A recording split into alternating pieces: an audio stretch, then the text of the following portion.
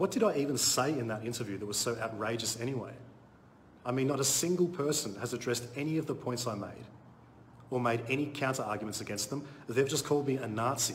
Okay, this is the full Sky News interview with Blair Cottrell, but with comments and counter-arguments. This counts as transformative under fair use, so Sky News, you can't take this one down. Alright, let's begin. Been described by supporters as an idealist, a patriot, someone who is standing for the culture of the national identity of what it used to be. Others would call him a thug, public enemy number one, labelling him a neo-Nazi. Blair Cottrell, welcome to the show. Mate, I've seen lots of things about you in the media, some things negative, some things positive. You have a number of followers around Australia, hundreds of thousands. Who is Blair Cottrell today? Who was he in the past, and how do you see Australia going forward into the future? Well, today, I suppose I'm the same man as I am every day. I'm a chippy from Frankston, a carpenter from the southeastern suburbs who just says what most people are thinking. What else would you like to know? Well, you've been outspoken on a range of issues in the past. There are people who are calling you all names under the sun. The left, or the mad left as people like to call them, are out there attacking you on a regular basis. I've seen many times you've come together in different groups, standing up for what you believe in. Do you think you're representing a large majority of the people of Australia? Absolutely. I think the people of Australia know that there is something wrong with this country. They may not have the information to verbalise what that is, but they are willing to listen. And I suppose the rise of Donald Trump, or the election of Donald Trump, is proof that the values and the narratives of the mainstream media do not necessarily represent the values of the people. They may in fact be at odds with the people. And so I believe I'm standing up for the average working class Australian when I say that this country is in trouble. Okay, this point does actually have merit. On social media especially, more and more people are calling out mainstream media for skewed or biased reporting of stories. And because of this, people are losing faith in them. So you mentioned Donald Trump. Donald Trump has spoken a lot about immigration. He spoke a lot about Islam. I know that you've got firm views on Islam. Do you see a correlation between the way Australia is going and where it should go in regards to some of the arguments that Donald Trump is putting out there? Look, I think regardless of Muslims or any other type of people coming into this country, what we lack in this country is national pride. In the same way a lot of Western countries lack the same national pride that is necessary to galvanise the minds of the masses and to protect the people of this country against foreign ideologies, against the sort of shame and guilt complex which is being pumped into the soft heads of our children and into the heads of adults today as well.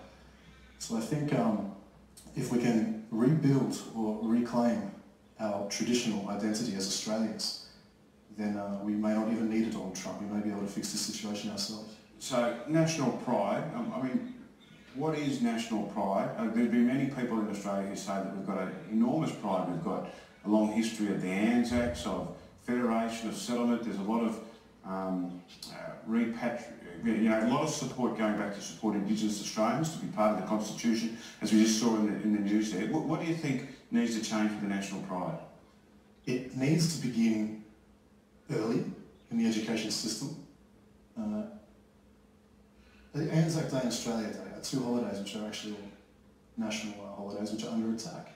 Every year, leftist social circles and various journalists and mainstream media become more and more vicious in their attacks of our traditional holidays and who we are as a people. Again, there is a bit of merit to be had here. There have been protests and other issues surrounding Australia Day for years now, with things like changing it to Citizens Day or Invasion Day, calling people racist for celebrating Australia Day, changing the date, even trying to cancel Australia Day entirely. And, you know, being called racist for celebrating your country's national pride is uncalled for and incorrect. Anzac Day is different, as Aboriginal and Torres Strait Islanders want more recognition for the black diggers in the war who didn't make it back home. I have absolutely no problem with that. If somebody fought for our country, they deserve recognition for that. This is not just an attack against our country, but against the spirit of our nationality. So do you think Australians aren't proud of being Australian?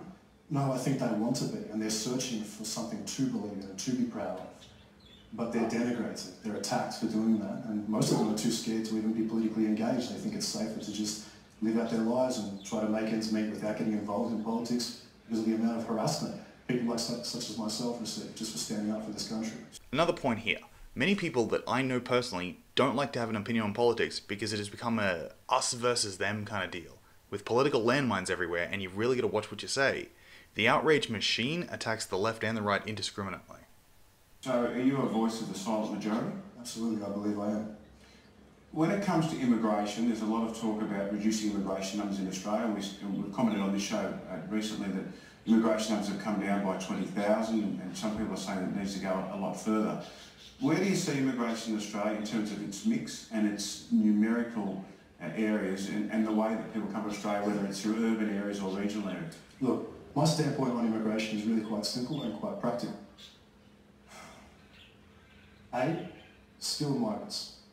Immigrants who can prove they've got some form of qualification, prove their work history, etc.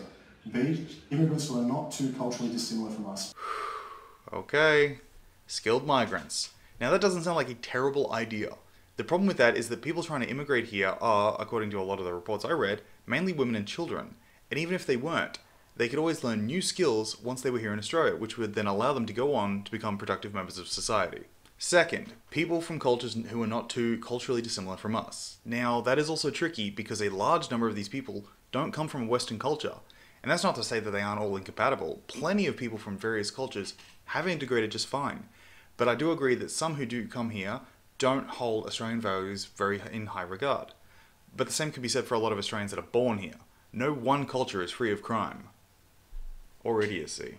But even if you want to draw the line at A and say just skilled workers, working migrants, in South Africa right now, in that parliament, those parliamentarians, those ministers are currently drawing up in their constitution means for killing and stealing the property from white workers and farmers in that country. And there's millions of them. There's well over 1 million skilled workers and farmers, white South Africans, desperate to get out of that country. Now we could, right now, stop immigration from every other country in the world and only allow it from South Africa. Get these white South Africans into our country. Not only would we be saving their lives, but we could sustain our economy for 5 years without a problem and grow it exponentially. It ticks all the boxes. It's humanitarian, it's economically efficient. As for the white South Africans, there's not a white genocide yet, but given that there are changes being made to the constitution to take their land, they can be made very easy targets. As I said in a previous video about this, the brutal attacks do happen a lot, and the government just doesn't seem to care. Specifically mentioning that only white people could immigrate to Australia does sound bad, even if the white South Africans do have a culture very similar to us. But if they are being targeted and murdered because of their race, then they need all the help they can get. My only counter argument with this is that what happens to the people who don't meet the criteria? And how does anyone decide who stays and who goes? How exactly can you justify not letting other cultures into a country that is multicultural? And the only parliamentarian and only minister, to my knowledge, who has said something about this, who has stood up for these people, what's happened is on the merit, and actually suggested that we create some sort of initiative to bring them into this country is Peter Dutton. No other minister has the balls to stand up for these people, and I don't see why they don't. Well, of course, Australia takes a number of immigrants from the African continent. We see a lot of issues in Melbourne itself around African gangs. Do you have a position on whether or not we should be allowing more Africans from other countries coming to Australia, or should it just be white South African farmers? Well, it violates Principle B in my standpoint on immigration. These people are not culturally similar to us. I do not think white South African farmers are going to be ransacking homes, carjacking, attacking police, chopping people up with machetes on the street. This happened in the northern suburbs of Melbourne. I think it was earlier this year or maybe late last year. That was a pretty big generalization, and I can see how people would interpret that as racist. I do realize here that he is referring to the culture and behaviour though, and he is correct. Those things have been happening in Melbourne, some committed by those of African origin. Now, they aren't the only culture breaking the law, but the fact that the mainstream media keeps trying to hide the ethnicity of the criminals when they are African causes people to go overboard, and it causes more fear. We need to think ahead and not import people who are going to clash with us religiously, ideologically or culturally.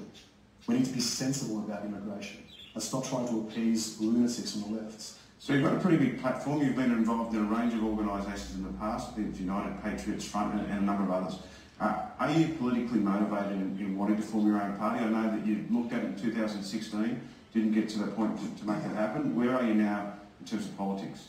Well, right now we are in the process of creating community-based organisations called Lad Society. We already have Lad Society. We have two community-based organisations, one in Melbourne and one in Sydney.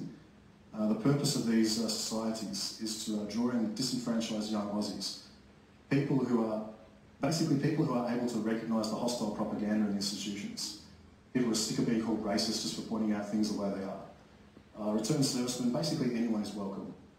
There's gym equipment, there's a social area, it's a positive atmosphere, it's a network for jobs. We have members who have their own security firms, builders, people in land development, and we want to create a network of like-minded Australians, positive, patriotic Australians, because if we will create a political party in the future, I believe it's more important to get 100 paying members in one of these rooms, in one of these facilities, patriotic, like-minded people, before we even start thinking about making a political party. Now, what I hear from that is that he's setting up centres for the purpose of distributing propaganda to more easily influence people and grow his influence and potential political party. But he basically admits that, so yeah. So is the Lads organisation in Melbourne and in Sydney, is that part of a groundswell of building the political momentum or providing support to young people in the community? Probably both. We're about a month away from setting up one in Brisbane as well. As I said, the aim is spiritual, primarily. It's to provide people with hope, to create an environment where people can improve their physical health, because we believe healthy body, healthy mind. And we want to make sure that people have somewhere to go and have somewhere they can go for help when they need either employment or emotional help or physical help, whatever it is they need. And so far, we're growing a great deal. We've, I think, just signed on our 120th member in Melbourne last week. So. Oh, very good. So just finally, where do you see the political landscape in Australia? There's a lot of what people would call parties on the right, whether that's the Australian Conservatives with Corey Bernardi, Pauline Hanson and One Nation, there's people, you spoke about Peter Dutton, there's people in that area. Where do you think politics are, and do politics in Australia right now represent what you stand for and the principles that which you believe in? I stand for this country and the people in this country. I don't know if I can say the same for any parliamentarian right now. I think one of the major problems we have in Parliament in our country is these ministers are more concerned with their position and their salary and remaining comfortable than doing what is necessary, taking the hard stances to make sure this country is protected and a future is established for it. Alright, a point to make here quickly is that Cottrell isn't the only person who thinks like this. There are plenty of nationalists in Parliament who have a similar sentiment. The biggest one right now is Senator Fraser Anning, who just recommended a total Muslim ban. Now, the thing that these people need to take into account is that there is a vast difference between a Muslim and an extremist, or an African and a radical. The whole group is not responsible for the actions of a few, and law trumps culture regardless. And regarding the Muslims, there are actually those within the community that are trying to they realize that there is a problem, and they're trying to change that by reforming Islam, or something like that. So, all right, where will we see Blair Cottrell next? Well, I suppose if you want to get involved... Other than on a building site as a chippy? Yeah, well, maybe not on a building site. I pretty much do my own jobs. It's necessary for me, it's being so vocal. It's necessary for me to be self-sufficient in that field. But if you want to get involved in our community organisations, you'll meet me personally in our Melbourne Club, our social club. And you can find me on social media, on Facebook or Twitter. Send me a message and get involved, because nothing like this has really happened in this country before. We're at a crisis point, we really are, but there are so many good people in this country, there's so much hope.